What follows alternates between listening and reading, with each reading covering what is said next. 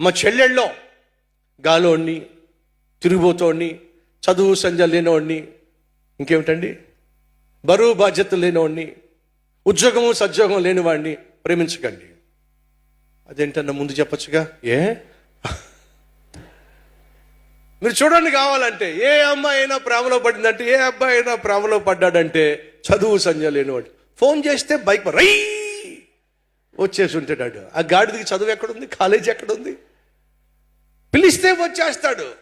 నువ్వు పిలిస్తే రానివాడిని పెళ్లి చేసుకో. పిలిస్తే రానివాడు ఏంటి రావట్లేదేంటి? నేను చదువుకుంటున్నాను, ఎగ్జామ్స్ కోసం ప్రిపేర్ అవుతున్నాను, కాబట్టి ఇప్పుడు నేను రాలేను. ఏమిటి, నేనంటే నీకు ఇష్టం లేదా? ఇష్టం ఉంది కాబట్టే కష్టపడి నేను చదువుతున్నా. నువ్వంటే నాకు ఇష్టం కాబట్టే ఎగ్జామ్స్లో ఖచ్చితంగా ఫస్ట్ క్లాస్లో పాస్ అవ్వాలని రేంగ్ బగళ్ళు చదువుతున్నా.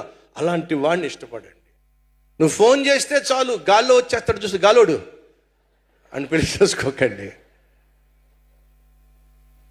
చదువు సంధ్యం లేనివాడిని, ఉద్యోగము సద్యోగం లేనివాడిని, బరువు బాధ్యతలు లేనివాడిని అసలు ప్రేమించకండి.